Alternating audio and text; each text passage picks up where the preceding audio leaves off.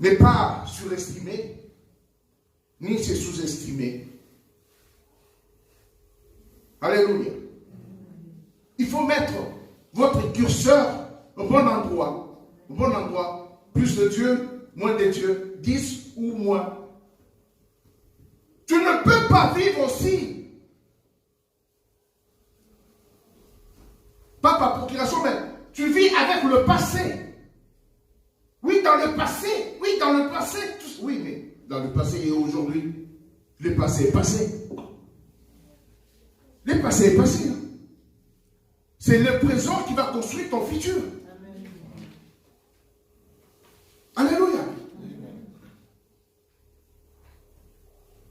Donc, mes bien-aimés, on doit mettre notre curseur au bon endroit. Je prendrai aussi le troisième point. Pour vouloir changer ou prendre des résolutions, il y a la critique de situation. Quand on évalue la situation, on va critiquer la situation. Quand on parle de critique, ce n'est pas toujours négatif. On va dire de bonnes choses sur de mauvaises choses sur. Alléluia. La question dans la critique qu'on doit poser, c'est pourquoi je suis dans cette situation? La situation que tu veux changer. Pourquoi tu es dans cette situation? Et cette situation est arrivée comment? L'origine de la situation.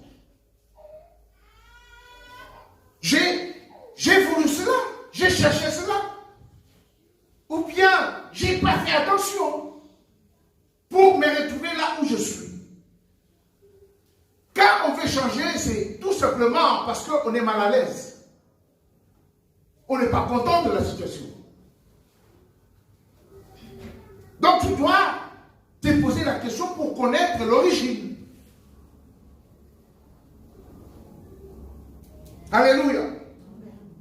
Mais la critique doit être objective. Sans sentiment. Sans arrondir les angles.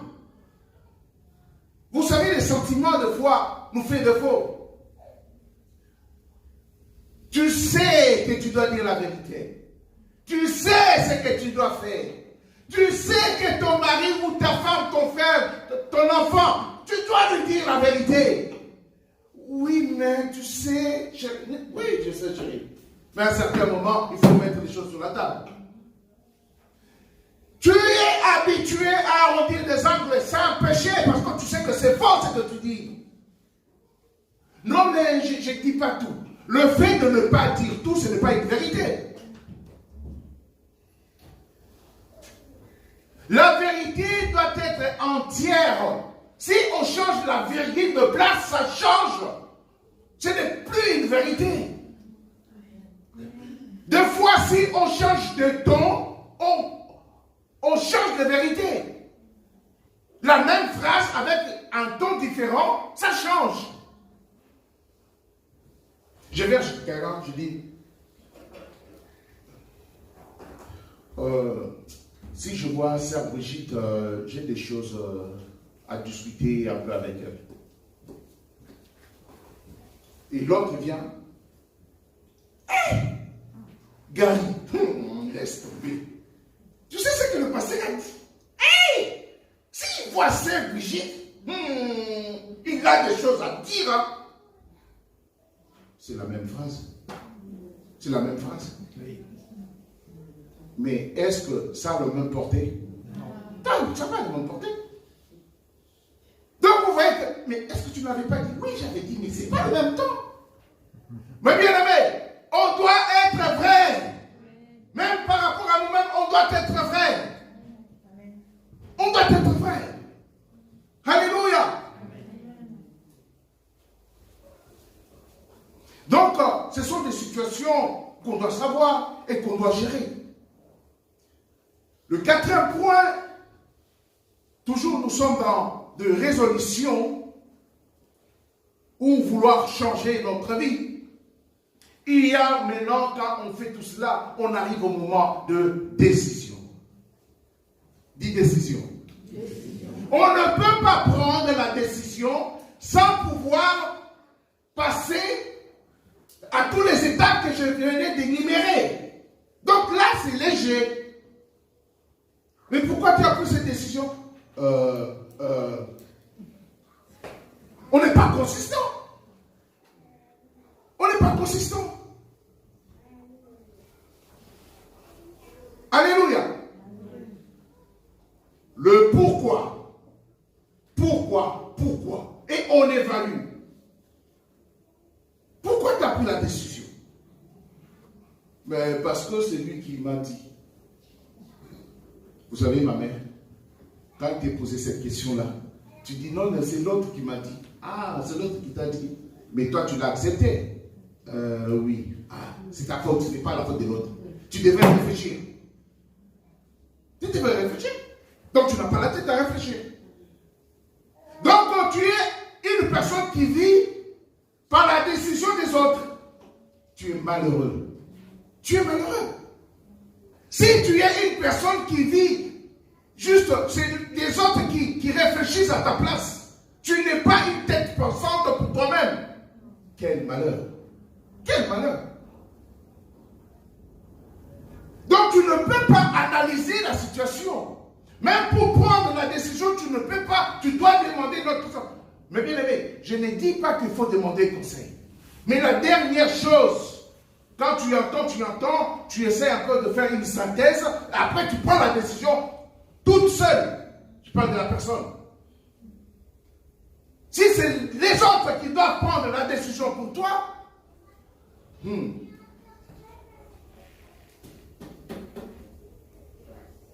t'es non mort. Tu n'as pas la tête. Parce que vous savez, les ennemis, ils sont pas loin. C'est autour de nous. Hein. Quelqu'un qui t'a jamais vu, quelqu'un que tu le vois juste une fois, n'a rien à faire avec toi. Mais les gens, les jaloux, c'est qui? Ceux qui sont avec toi, qui te connaissent, ils veulent prendre ta place. Ils viendront, ils vont t'injecter des choses dans la tête, et toi tu vas laisser la chose pour qu'ils prennent et ils seront contents. Les jaloux, c'est ceux qui sont autour de toi, mon bien-aimé. Tu dois filtrer ce que tu entends. Tu dois filtrer. Et surtout, toi tu as l'avantage, tu connais la parole de Dieu. Est-ce que le conseil qu'on te dit, les conseils qu'on te donne, par rapport à la Bible, il est comment? Est-ce qu'elle est biblique? Est-ce qu'elle est biblique? Même si c'est ton père, même si c'est ta tante ou ta mère, te dit quelque chose qui est contraire à la Bible, tu refuses cela au nom de Jésus. Ah oui. Tu refuses. S'il veut aller en enfer, qu'il aille tout seul, il ne va pas te ramener. Mais du moment où il réfléchit à ta place, il va te conduire un aveugle qui conduit un aveugle. Et pourtant, toi, tu vois. La lumière sera en toi. Le Seigneur fera un chemin pour toi. Alléluia. Donc, c'est le moment de prendre des décisions. Prendre la décision doit être toujours en rapport avec l'expertise que tu avais faite de la situation. Si tu ne fais pas d'expertise, tu ne te poses pas de bonnes questions, c'est une fois sur deux. Ça s'appelle comment? La roulette russe. C'est ça, on dit ça. On met dans le revolver, il y a 6 trous, on met une balle et tout. Allez, mets-toi là. Pas, ça passe, ça passe. Mais deuxième fois, est-ce que ça va passer? Si Dieu te fait grâce 2 fois, mais 3e fois, tu ne sais pas quand est-ce que tu vas cramer. Tu vas cramer. Non, il ne faut pas jouer à ça. Non. Mon bien-aimé, tu as quelque chose que beaucoup de gens n'ont pas parce que tu as Christ en toi. Mais oui, si tu as une autre valeur. Ah mais oui, tout est dans la parole de Dieu. Tout ce que j'ai dit là, je ne l'invente pas. Ça ne vient pas de moi, ça vient de la parole de Dieu. Ça vient de la Bible. Ah oui, je vais te le démontrer maintenant. Il y a, je disais, prendre la décision en rapport à l'expertise, c'est fixer des objectifs. Dis, c'est fixer des objectifs. On doit se fixer des objectifs. En toute chose. En court, moyen ou long terme. Mais comment toi tu vis comme ça? Tu n'as pas d'objectif. Là où le vent t'amène, tu y vas. Il va à gauche, tu y vas. Dans le trou, tu y vas. Tu vas à gauche, réponds, tu vas. Tu vas à gauche, tu vas à droite, tu vas dans le trou. Tu vas dans le trou, tu y vas. Non, c'est malheureux. Non. Un chrétien doit avoir là. Un chrétien doit en avoir. Si tu n'as pas, la Bible dit, si tu n'as pas la sagesse, demande-la. Demande. Est-ce que tu as déjà demandé la sagesse de Dieu? Parce que c'est à notre portée, mon bien-aimé. Non, mais moi, je ne sais pas. Demande, il dit. Parce que la Bible, dit même, le Seigneur dit, je veille à ma parole pour l'accomplir. Ma parole ne va pas sans pouvoir faire les effets. Alléluia. Quand il dit la chose arrive, il ordonne, elle existe. C'est la parole de Dieu, mon bien-aimé. Donc, demande, ne te limite pas. La nature de notre Dieu, vous savez c'est quoi? Illimité. Mon bien-aimé, c'est que moi je vais te dire que c'est toi qui limites Dieu. Tu limites Dieu. Mais ça, non, mais qu'est-ce que tu penses? Tu penseras longtemps. On doit connaître la nature de Dieu et on doit connaître notre nature. Notre identité, pardon. La nature de Dieu est notre identité. La nature de Dieu est illimitée. Il a le pouvoir d'appeler à l'existence ce qui n'existe pas. Et notre identité, on est des co-héritiers du Christ. Alléluia. On est à quel point? 3.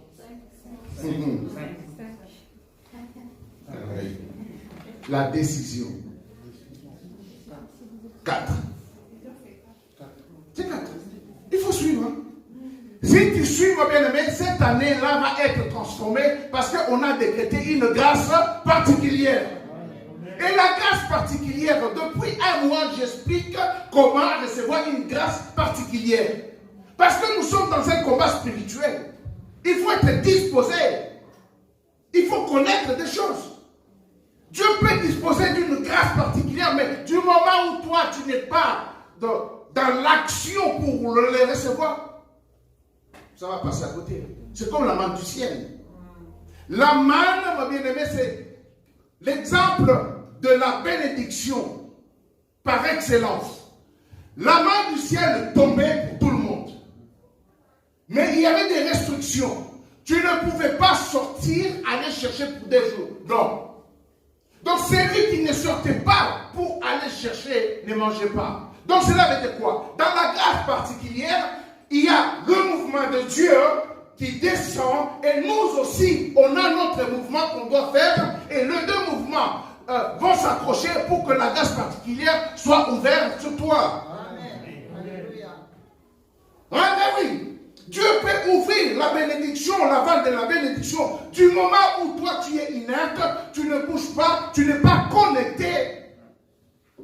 La grâce sera là, mais toi tu seras toujours rien. Alléluia. Ce sont des principes spirituels à connaître. Bon, on n'arrête pas de les enseigner. Le 5e point, pour le changement ou la résolution, c'est définir les objectifs. Tu veux aller où? Tu veux faire quoi? Pour atteindre où? Pour atteindre quoi? Pour faire quoi? Oui, je me suis inscrit à la fac. Ah, d'accord. Fac de quoi? J'avais un ami. Ceux qui cherchent des vestiges, là. Archéologie. Mais je dis, d'accord. Mais tu comptes, tu vas faire l'archéologie où? Oh, non, mais je ne sais pas. Mais pourquoi tu t'es inscrit à la fac? Tu ne t'es même pas posé la question. Je suis à la fac d'archéologie. Mon but c'est ça. Pour arriver à ça, il y a un débouché. Juste toi, parce que tu vas à la fac. Tu peux avoir ton diplôme, il ne te sert à rien. Et d'ailleurs, il avait un problème, il ne supportait pas le soleil. Allez comprendre. Allez comprendre. Mais quand tu fais, il faut déjà avoir une vision. Il faut avoir une vision dans tout, mon bien-aimé. Il faut avoir une vision. Quand il va finir les études, et après, oui, j'ai un diplôme tel, mais il va chercher, il n'y a pas de son métier, hein, mais il va chercher, il est devenu, vous savez quoi, technicien de surface. Il n'y a pas de honte à ça. Les techniciens de surface. Mais il a des grands diplômes. J'ai dit, mais tu as passé ton temps. Il fallait commencer déjà à être technicien de surface depuis longtemps. Parce que tu savais le faire. Mais pourquoi tu es allé avoir un grand diplôme qui ne te sert à rien? Vous savez pourquoi? Parce qu'il ne s'est pas posé des bonnes questions. Alléluia. C'est quoi ton objectif? Quand on a ces objectifs, c'est là où maintenant, le 6e point, ça sera le changement. Le 6e point du changement, ça sera maintenant d'activer la détermination. Amen. Alléluia. Amen. Ça sera d'activer la persévérance. Amen. Ça sera le moment du commencement, le top départ. Amen. Ça sera le top départ. C'est là où maintenant tu vas commencer à faire des choses parce que tu as pris du temps d'être minutieux, de calculer, tu ne laisses pas des choses au hasard. Alléluia. Vous bien-aimés, pour nous les chrétiens,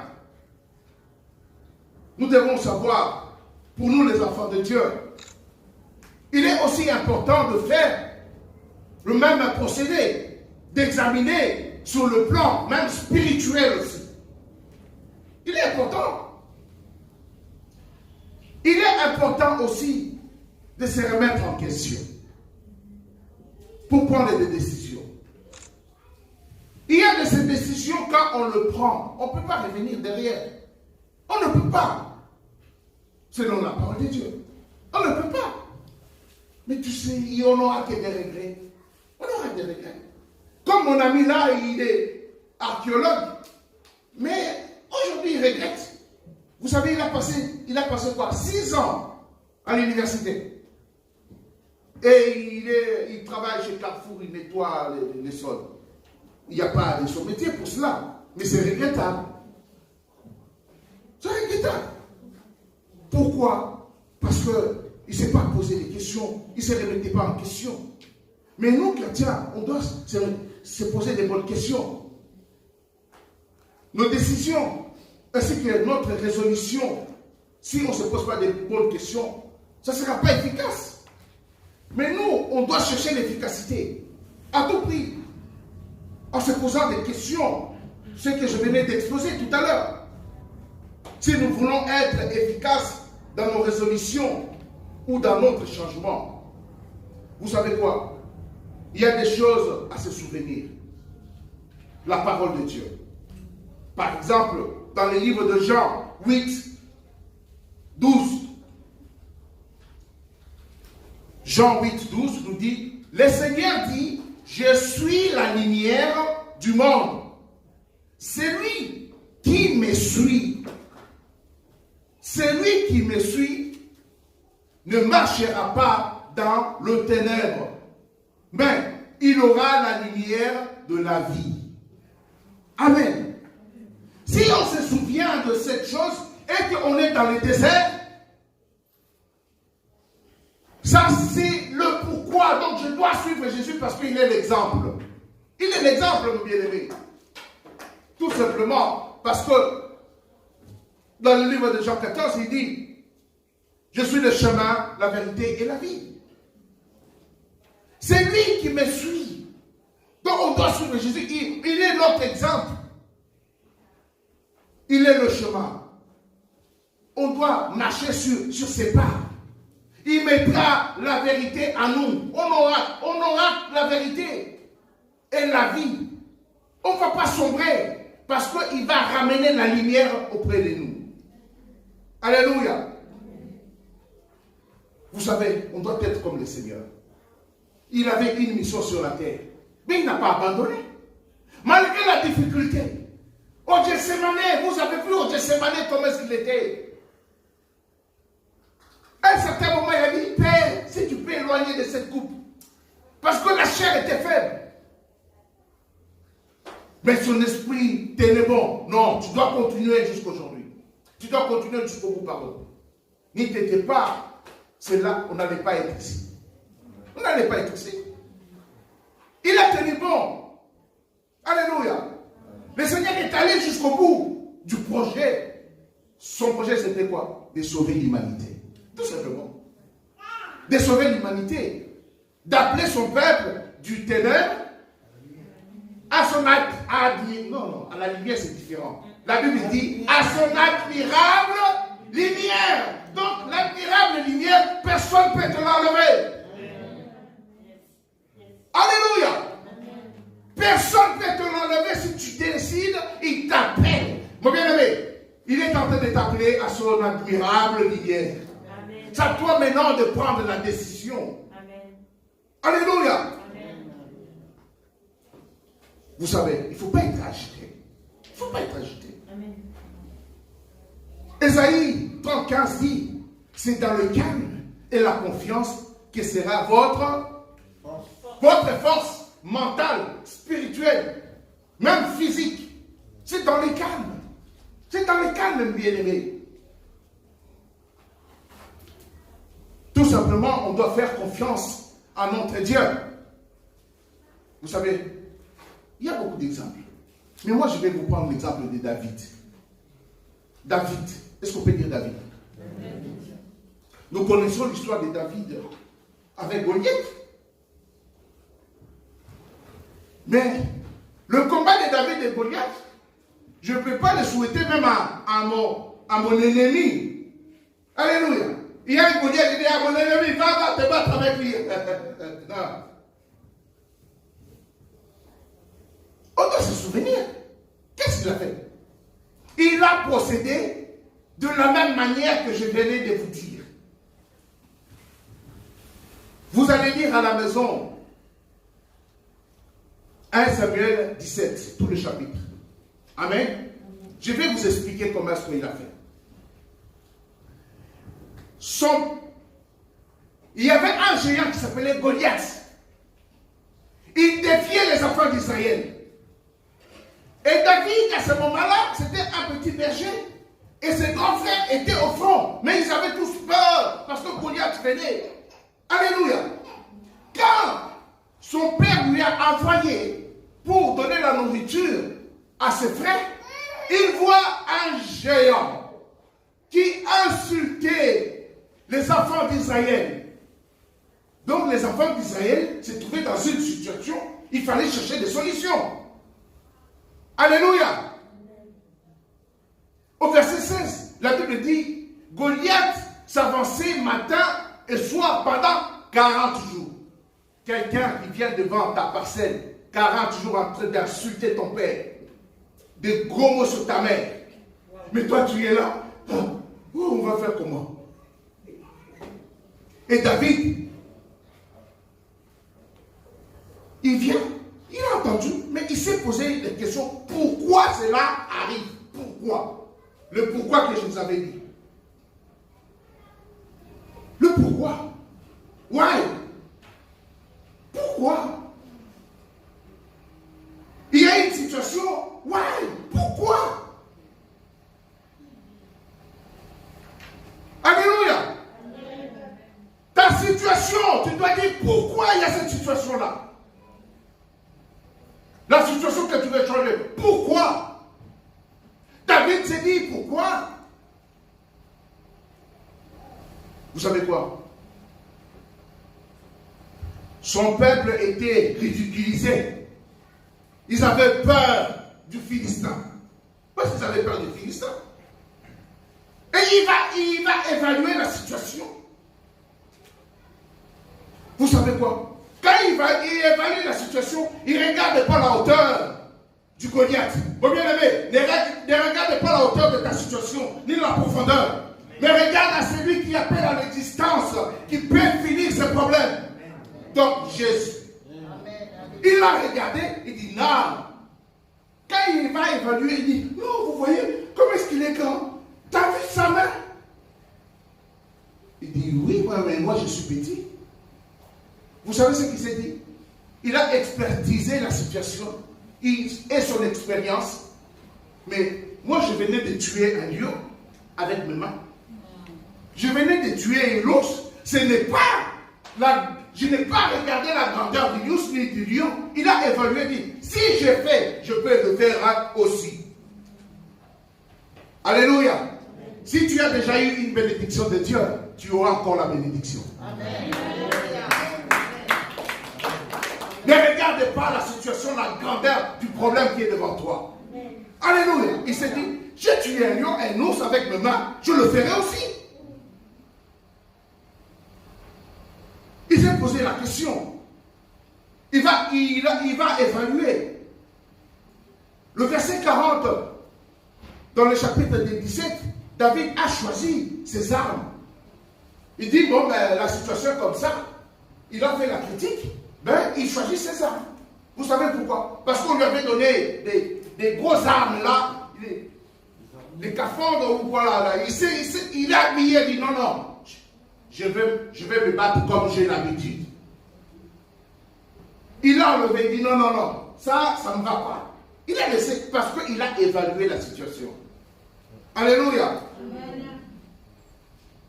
Avant même d'attaquer, il a fait la critique. Au troisième point. Son peuple n'avait plus la foi en Dieu. Alléluia. Ils avaient peur. Mon bien-aimé, si tu as peur, tu dois savoir. Il y a des principes spirituels que je n'arrête pas de dire dans cette église. Nous savons que là où il y a la peur, il n'y a pas la foi. Et là où il n'y a pas la foi, Dieu n'agit pas. Donc Dieu ne pouvait pas agir aux enfants d'Israël parce qu'ils avaient peur, ils n'avaient pas la foi. Donc c'est eux qui avaient quitté Dieu. Au quatrième point, il devait prendre la décision. Dis la décision. La décision. Et David, quand il prend la décision, il dit, dans le même verset, au 32, que personne ne se décourage à cause de ce Philistin. Ton serviteur ira se battre avec lui. Il y a même son frère vient et lui traite de tous les mots. Mais il a pris la décision, il est en train de faire la situation comme je vous avais expliqué. Alléluia. Il a pris la décision. Et au quatrième point, il va définir les objectifs. J'irai me battre avec lui. Mais quel sera mon objectif? Vous savez quoi, mon bien-aimé?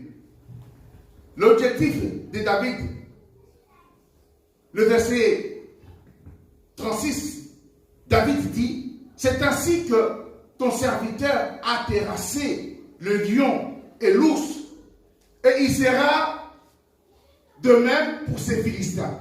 La façon dont j'ai terrassé là, ces Philistins aussi, je vais les terrasser. C'était l'objectif.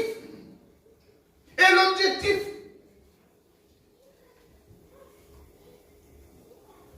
et il dit, aujourd'hui, Dieu va te livrer entre mes mains. Je vais te terrasser, mais Dieu va te... Là, il n'y avait pas encore combat. Il n'y avait pas combat. Mais il déclarait des choses parce qu'il a étudié la situation. Aujourd'hui, Dieu va te livrer entre mes mains. Toi, ennemi, toi, situation, Dieu va te livrer entre mes mains. Tu as assez duré. Je te chante au nom de Jésus. Amen. Alléluia. Je te battrai. Je te couperai la tête. Et sixième point, c'est quoi? Activer maintenant la détermination d'avancer et donner les top départ. Et nous savons, quand il a attaqué, la Bible nous dit que Goliath, la vie, il était en colère. C'est Goliath qui a commencé à partir. Et lui aussi, il a attaqué Goliath. Pour Goliath, il était orgueilleux. Il savait que je veux juste faire un vite fait et ça sera fini. C'est là où, quand il venait, il dit, mais il le lance-pierre et il tire au fond. Goliath chaos. Mon bien-aimé, si tu veux mettre ta situation chaos, il faut revenir aux 6 étapes. C'est comme ça, ta situation, tu ne vas pas abandonner, même si c'est difficile, même si c'est dur. Tu vas vaincre ton Goliath au nom de qui? On va se lever, mes bien-aimés. Alléluia. C'est comme ça que tu vas vaincre ton Goliath. Mes bien-aimés, ce que nous allons faire, nous allons lever nos mains. Et notre prière, nous allons demander juste l'intelligence. Alléluia. Nous allons demander la sagesse et le discernement en toutes les décisions qu'on prendra. Alléluia. Tu vas maintenant commencer à parler au Seigneur. Tu vas lui dire, Seigneur, me voici. Tu m'as parlé. Je veux que cette parole prenne place dans mon cœur. Alléluia. Donne-moi l'intelligence, la sagesse, le discernement, de bien évaluer des problèmes, des situations. Je vais être comme David. Je vais vaincre comme David. Au nom de Jésus. Un peuple de Dieu, parle pour ta situation, pour tes résolutions que tu venais de prendre, pour que Dieu te fasse grâce maintenant. Alléluia. Oh, oh Seigneur, parle, mon bien-aimé, ne sois pas timide. N'aie pas l'esprit de timidité. Parle au Seigneur. Alléluia. Il va te donner l'intelligence, la sagesse et le discernement. Et tu vas vaincre ton Goliath. Tu vas traverser la mer rouge. Alléluia. Oh Seigneur, ce n'est pas le Jourdain qui va t'arrêter. Au nom de Jésus. Ni le mur de Jéricho. Ordonne au mur de Jéricho de tomber. Au nom de Jésus. Quels que soient les ennemis qui vont se lever contre toi. Quelle que soit la situation qui sera devant toi. Que le Seigneur te fasse grâce. Que le Seigneur te donne. Alléluia. Que le Seigneur te fasse du bien. Au nom de Jésus. Que le Seigneur te donne une grâce particulière. Et à cette année, que tu sois disposé. Au nom de Jésus. Alléluia. Alléluia. Merci Seigneur. Alléluia. Amen. Amen.